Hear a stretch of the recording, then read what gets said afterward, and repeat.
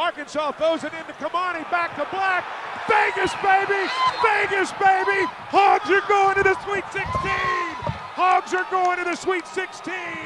Vegas, baby! The Razorbacks, for the third straight year, are headed to the Sweet 16. No, you're not listening to the same podcast. I just wanted to play it again because it is just that awesome. But let's talk a little bit about UConn, shall we? You are Locked On Razorbacks, your daily podcast on the Arkansas Razorbacks, part of the Locked On Podcast Network, your team every day. And welcome into the Locked On Razorbacks podcast. I am your host, John Nabors. I am also the host of Out of Bounds. You can catch every weekday afternoon from 1 to 4 on 103.7 The Buzz and 103.7thebuzz.com. Hope everybody's having a wonderful Tuesday, as this will be my final podcast of the week here in the state of Arkansas. I leave tonight for Viva Las Vegas and can't wait to get out there and give you some great coverage and some great thoughts and be able to record a podcast live from the Sin City, maybe on the Strip.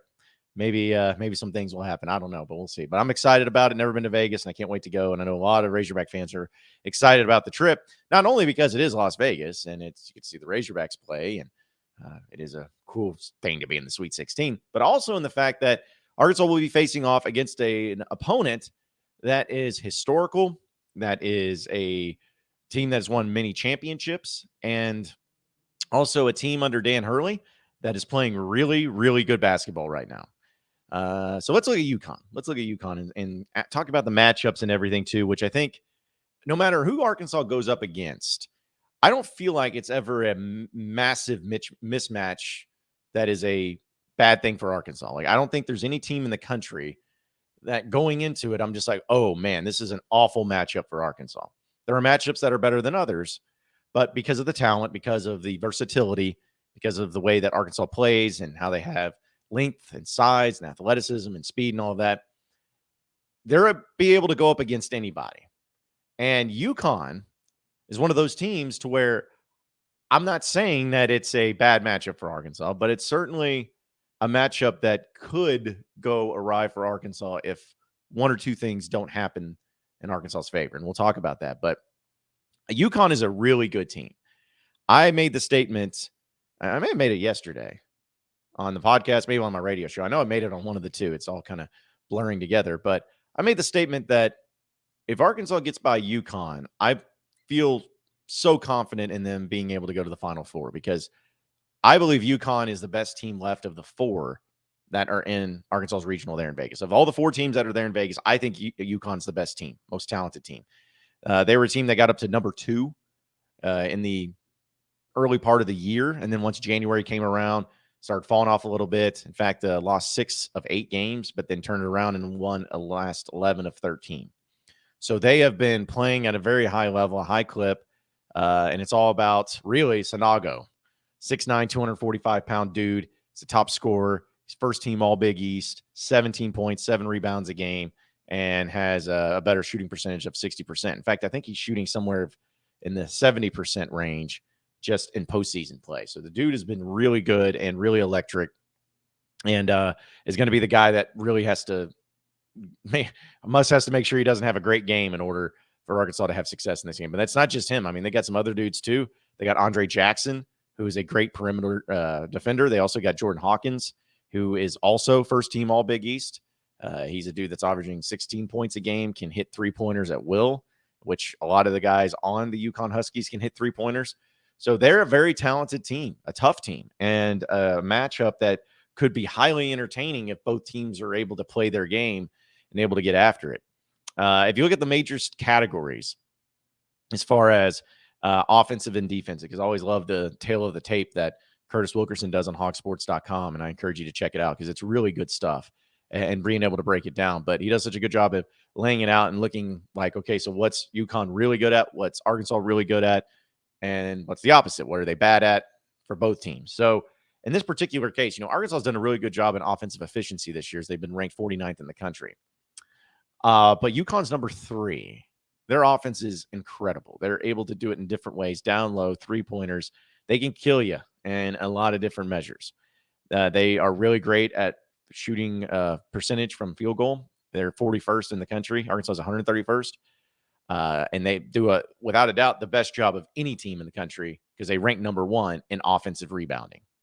That's big. And, Arkansas went up against an A&M team that was really good at offensive rebounding and at times caused some problems for Arkansas this season. That's going to be a key deal in looking at this game. And if you allow UConn to get a lot of second chance points, that could be very brutal for Arkansas and could be the difference in this game if they allow UConn to just crash the boards and get those second chances. So those are the things that really stood out to me. And honestly, UConn is pretty good in just about everything. I will say, though, that they do turn over the ball a lot more than Arkansas. So that could be something that's in their favor. Arkansas's had a lot of turnovers too, but they are worse at turnovers. They don't get to the free throw line very often. They're 192nd in free throw rate in the country compared to Arkansas, who's 23rd. So comparatively speaking, they're not a team that goes to the free throw line quite a bit. So we know that that's been problems with Arkansas at times, but I think the defense has really improved to where they do such a better job of not only playing defense and playing smart, but keeping guys off the free throw line, which we know is very important.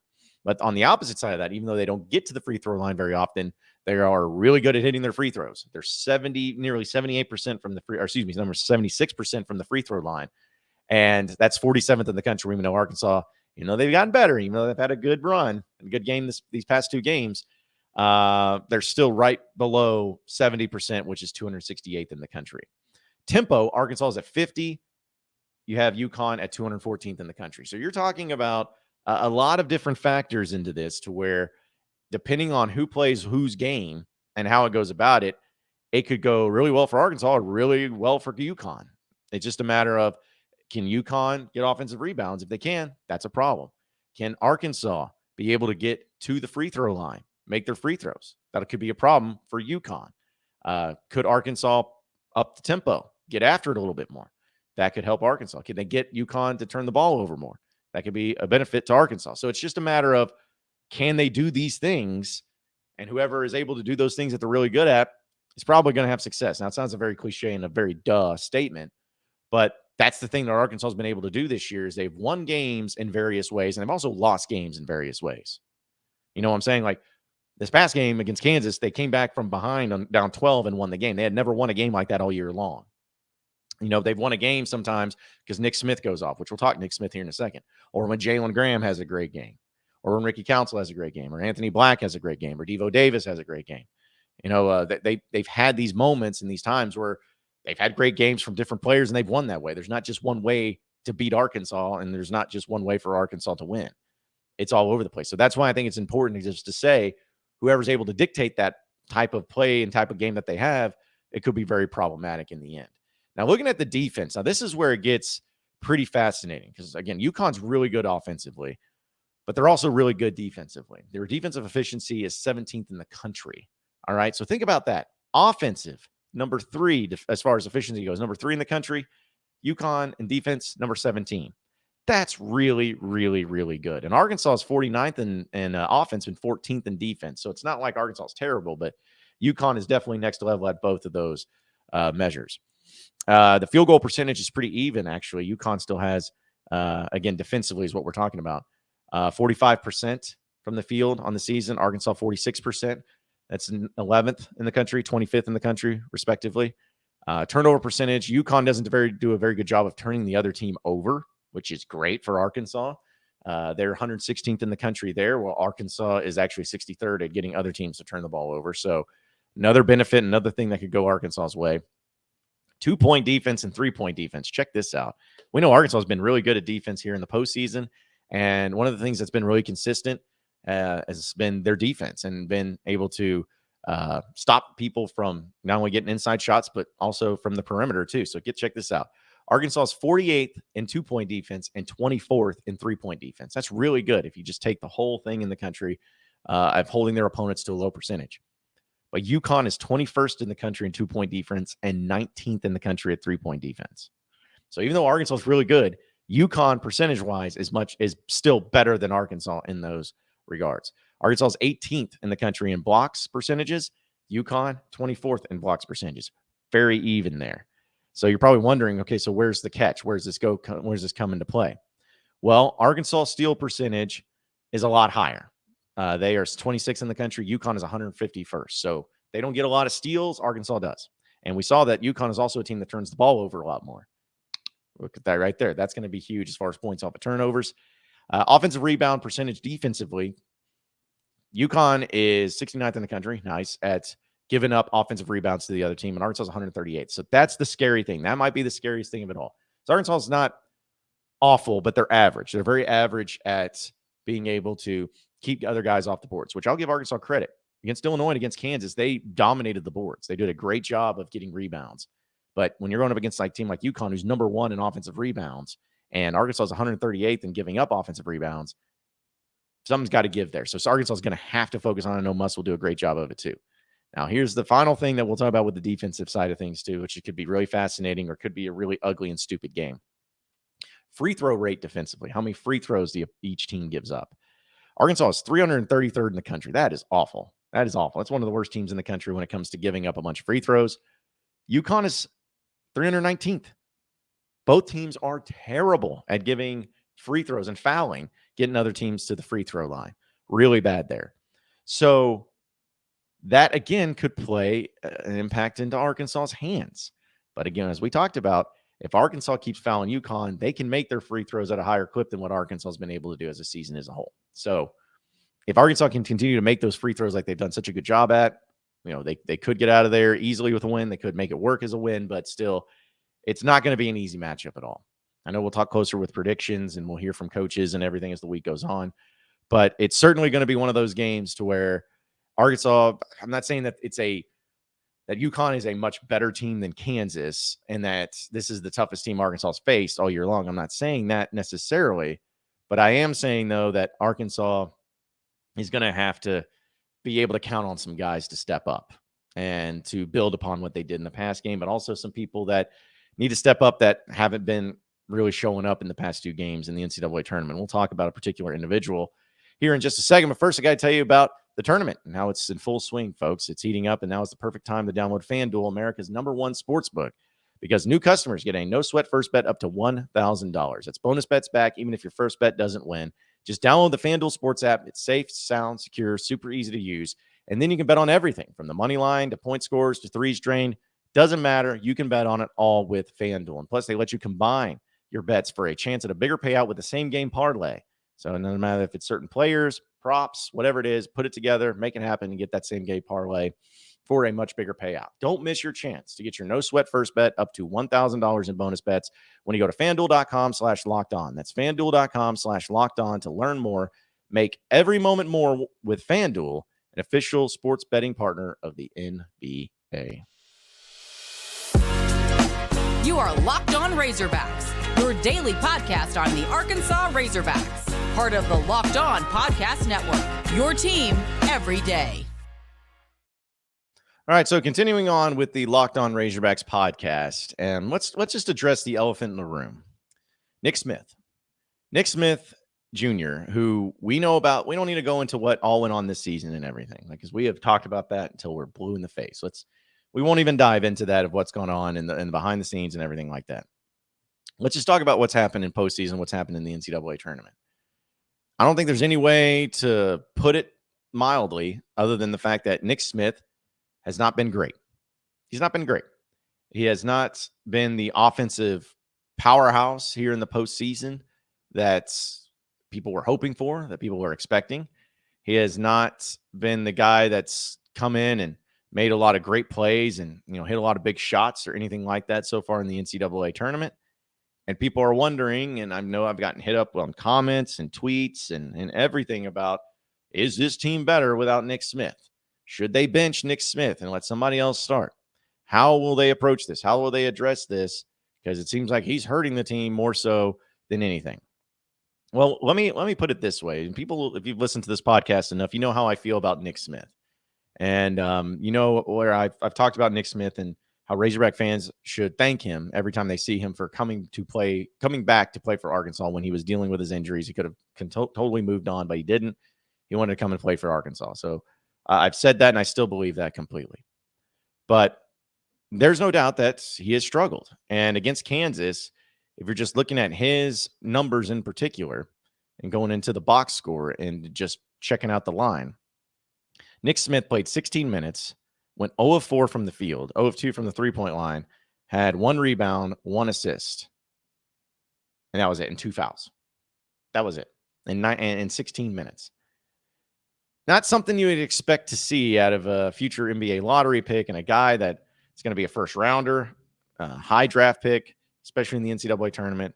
Not what you expect, especially when you're comparing him to the other McDonald's All-Americans on Arkansas's team, which Jordan Walsh has played phenomenal.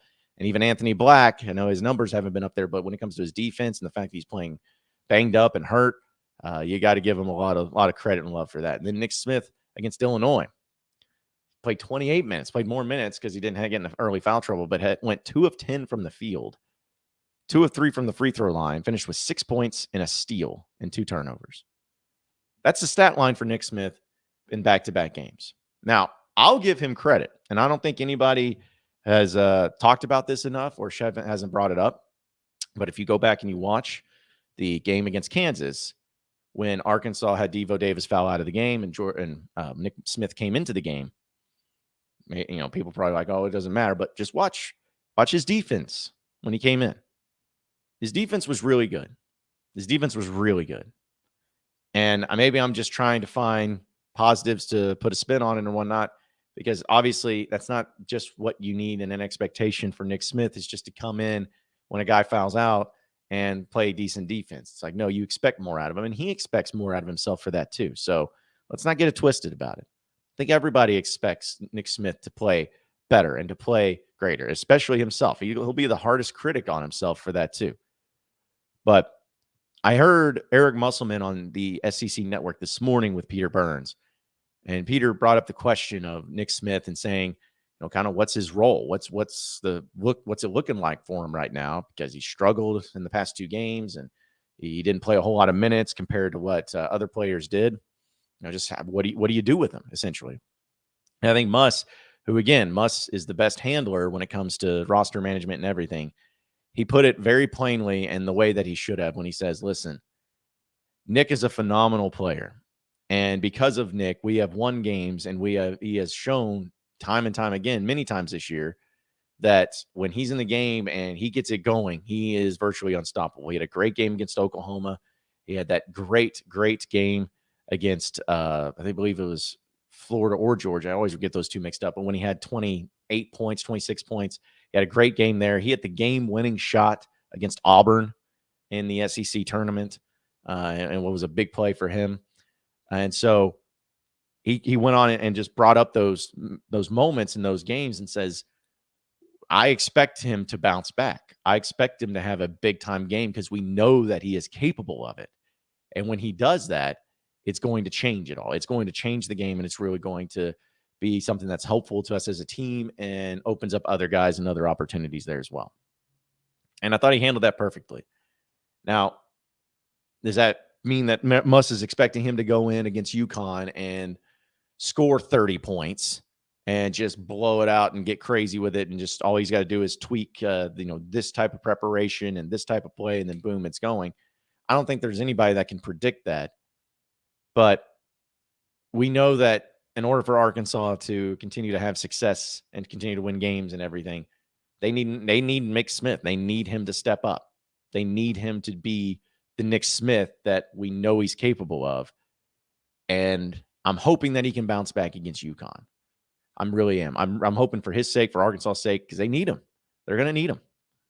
People said, "Oh, well, didn't need him against Kansas." Yeah, okay, but look at that game. Look at how close it was and how he had to fight back. And it was a great performance by everybody. Don't get me wrong, but that's not something you want to live and die by. Because if you can count on, imagine what that game would have been if Nick Smith came out there and had a 20-point game.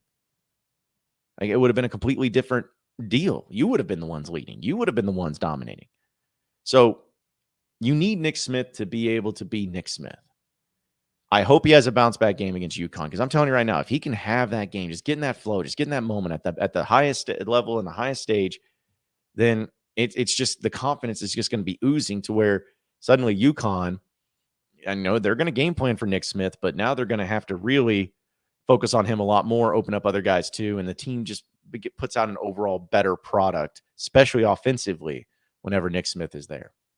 So I don't think he needs to be benched. I still think he needs to start. I still think he needs to, do the things that he has been doing and more practicing and getting with the team and everything. He's got to practice. He's got to get with the team. I still wonder what happened with that deal. Apparently on the CBS broadcast, they say he didn't practice the day before the tournament game. Not sure why, but he needs to practice. If he can. I know he's been dealing with injuries and stuff, but if he can, if he's able to go, he needs to practice. He needs to get with the team and continue to build, because the more he does that, the better off he'll be.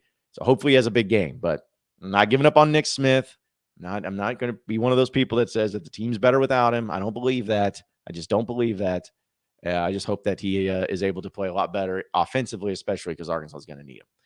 We'll talk a little bit about Muss and possibility of a new contract coming his way here in just a second here on the other side of the break. So stay with us here on the Locked On Razorbacks podcast. You are Locked On Razorbacks, your daily podcast on the Arkansas Razorbacks, part of the Locked On Podcast Network, your team every day. Okay, final segment here on the Locked On Razorbacks podcast. The question becomes, how does Muss keep doing all these things? How does Muss do this? How does Muss able to win in March? And I think that one of the coolest numbers or the coolest stats that get thrown out there about Muss is the fact that he is now, after that Illinois game, 52-10 as a head coach whenever he has 4 days or more to prepare for a team. 52-10. And here you are in the same situation going up against a team in UConn where he's going to have more than 4 days to prepare. His record's incredible, impeccable. In fact, here at Arkansas, when he's had 4 days or more to prepare, he's undefeated. So take that for what it's worth, but it's the truth. Dude is big time. So now it becomes the question of, all right, well, regardless of what happens this weekend, what does Muss get? What changes with Muss? Well, here's the thing. Muss needs a new contract. Muss needs a raise. He needs an extension. I know Yurchek's going to put it together for him, and he's going to get it done. Who knows? Maybe he signs it like this week. He absolutely would be deserving of it, because if you think about it, there's only been 4 teams the past 3 years that have made it to 3 straight Sweet 16s, and Arkansas is one of them. And ironically enough, Gonzaga and UCLA are 2 of the other ones, and they're all in the same region. How about that? But yeah, they've done such a good job with it, and they've continued to do a good job with it. I think Houston's the other team too that's made it to that many Sweet 16s, but still, they're getting it done. And Muss needs a new contract, needs the more money, needs all of that stuff, because if anybody deserves it, it's him. And I don't think that as far as the rest of the SEC, he's making about middle of the pack money. Some people are making $5.5 to close to $6 million. If they came out and they said they're paying Muss $6 million, I said, good. Give him all the money. Give him whatever it takes to keep him happy here, keep him focused here, to keep him, appreciated here, because there's no doubt that he is a next level coach. And I thought it was also cool because I went back and watched the game on the CBS broadcast, and I even watched the post game and heard from the analysts there, Charles Barkley and Kenny Smith and those guys. And I thought what Chuck said was awesome when he said, he's like, Muss is a mastermind. He's like, Muss is a mastermind in those adjustments in the game and the way that he coached the game down the stretch. He's like, he said he was impressed. He's like, I love my coach Bruce Pearl, I love Nick Cronin, all that stuff. He's like, but that was a master performance by Eric Musselman. The dude knows how to do this in March when it matters the most. Get the man his money, get the man the contract, do whatever it takes, because he's absolutely deserving. And I wouldn't be surprised at all if we hear from a new contract extension and everything coming here in the next couple of weeks. But appreciate everybody listening into the Locked On Razorbacks podcast. Be sure to like and subscribe to the podcast on iTunes or on Google Play. You can also get after me on Twitter at BuzzJohnNabors for any questions, comments, concerns that you may have. We'll keep it going from there. Same podcast time, same podcast channel tomorrow afternoon. Have a great day, everybody. We'll